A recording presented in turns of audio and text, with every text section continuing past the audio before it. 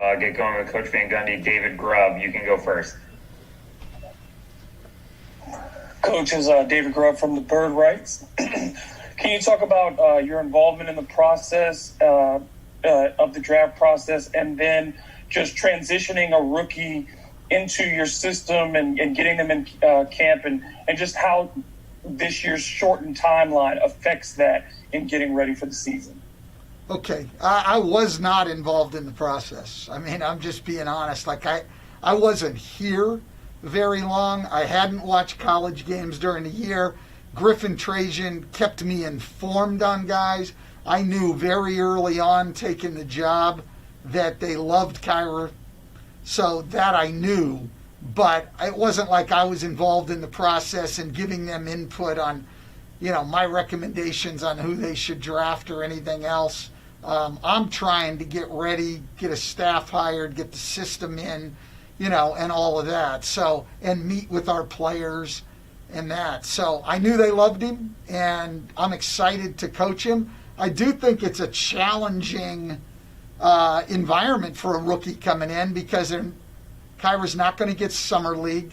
He's not going to be here doing, individual work in the summer and getting acclimated to the coaching staff.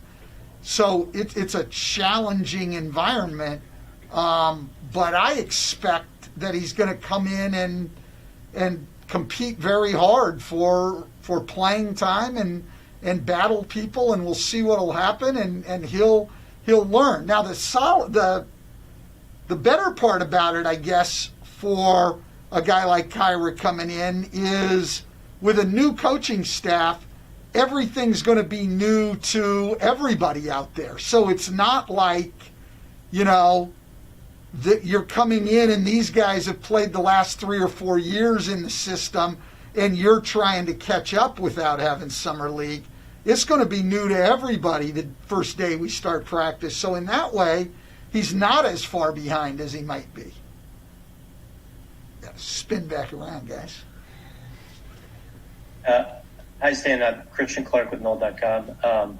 Kyra said when we spoke to him that he was really excited to play next to a guy like Lonzo Ball. I mean, just what are your thoughts on the possibility of those two guys sharing the floor in different spurts? I mean, I guess you traditionally label them both as point guards, but not exactly the same skill sets or anything. Well, no, and look, I think if you really look around the NBA now, one of the trends we're seeing for teams, which I think is a good one, is to try to get multiple playmakers on the floor. A lot of guys who can make plays, and I think, Lonzo's there, and we've already had Brandon there. We're excited about Nickeil Alexander-Walker and now Kyra. So I think there's going to be a lot of times where we're playing on the floor with two guys that you would probably classify as point guards, but you can play them together. And I think we've seen with some teams, like Oklahoma City this past year, I mean, their closing lineup was 3 point guards with Chris Paul and Dennis Schroeder and Shai Gilgeous-Alexander. They were playing 3 guys like that. And so I think it's a trend of get as many playmakers as you can on the floor. And you might give up a little size at times, though certainly with Lonzo we don't. And those guys are going to go out and play really hard and be very tough to guard off the dribble and make plays for each other. What's up, Stan? This is Will Guillory with The Athletic. Kind of building on Christian's question, knowing the way you like to run your system in the past, how important was it to get a point guard with Kyra's specific skill set as far as a guy who can be effective in pick and roll, getting downhill, creating shots for himself and others? How important was it to get a point guard who can do those specific things in your system? Yeah, look, I'm excited about a few things with him. His speed and quickness, both in transition to push the ball and to get in the paint and make plays. I think those are outstanding, but I'm also really excited about what we think he can do at the defensive end to pressure the ball, maybe even get up the floor at times, 94 feet, and pressure the ball. So that part is something I'm excited about. And then something nobody's really talked about, but friends of mine in the NBA, guys in the scouting. I mean, I had so many people texting me tonight when I was sitting in there, hey, great pick. And I had 3 different people say, he's really an underrated shooter, too. Don't let anybody tell you that he can't shoot the ball. He can. It's just his ability to get in the paint is sort of the thing you think about with him. So I'm excited to coach him and to get him in here. We're not going to see him a lot ahead of time, quite honestly, because of the COVID rules and everything else. The building is going to be shut down starting Wednesday next week, for 6 days. So, he's going to get here right before camp starts, and there we go. But I'm excited to see him. Coach, this is Fletcher with NBC New Orleans. You said that you obviously weren't involved because of the lack of seeing college games. David Griffin just left and said that he expects to be very active in trades and free agency. How excited are you about that, and how active do you think you will be in that process over the next 48 to 72 hours? Well, I think already, when it comes to NBA players, Griffin, Trajan ask my opinion on all of those guys. NBA players, what do you think of this guy? How does this guy fit?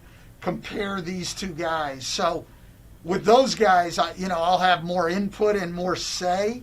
But listen, one of the reasons I was so attracted to this job is that I think Griff is very good at what he does. I think Trajan's very good at what they do.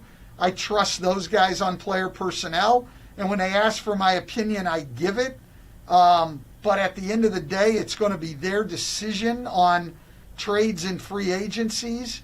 And I have great trust in that. And what it allows me to do, especially when we're going as fast as we are, is it allows me to spend 90% of my time on meeting with my coaches, because we're new to each other, and starting to really come together on how we want to play on the floor, what our system is going to look like. And so I'll give opinions, but I'm really putting my trust in those 2 guys. Like I say, that's one of the things that excited me about this job. Stan, it's Andrew from ESPN. One of the things Kyra mentioned during his availability, he called it a match made in heaven, talking about running the floor with Zion on the break. What do you think he can bring there, especially when you put when he's running it with Alonzo, a BI, a Zion, and things like that? Well, yeah, look, I think we want to play up-tempo. What that exactly comes down to mean, Andrew, I'm not totally sure, in terms of how fast and in what situations. But we definitely want to get the ball up the floor. And I think if you're going to do that, clearly you need guys who can get up the floor. That's the first thing. But you need guys that in transition can attack and make plays.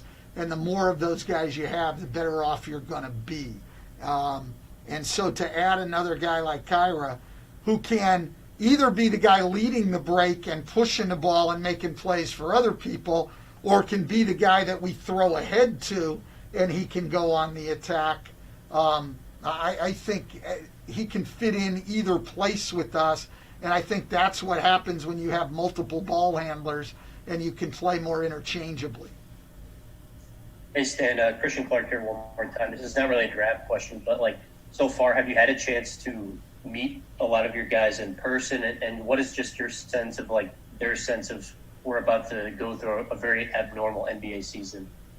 Yeah, look, I've met most of them, of the guys we have under contract in person. So, I don't know if there's anybody other than maybe some free agents that I haven't met, quite honestly. I didn't go see JJ, but I've met him, obviously. I coached him for 5 years, so I've met him. So I think I have met – I haven't met Melly because he's in Italy. And while my wife thought that was the trip we should definitely take to go meet with a player, and she encouraged that, I don't think we can get in the country right now anyway, so that one has to wait. But everybody else I have met with, and so I'm looking forward to it. And I've talked about this with guys. Like, a lot of what this season's going to be about, I don't care, players, coaches, you guys, anybody involved in the NBA,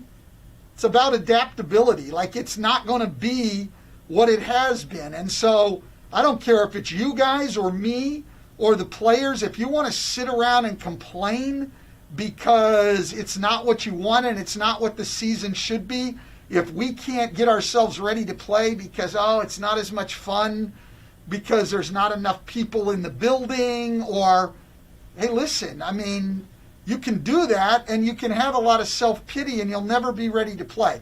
This is all about adaptability. This season is going to be totally different, and in a lot of ways it may change from day to day. You know, we don't know what exactly the rules are going to be. We might play in some arenas where there's more people.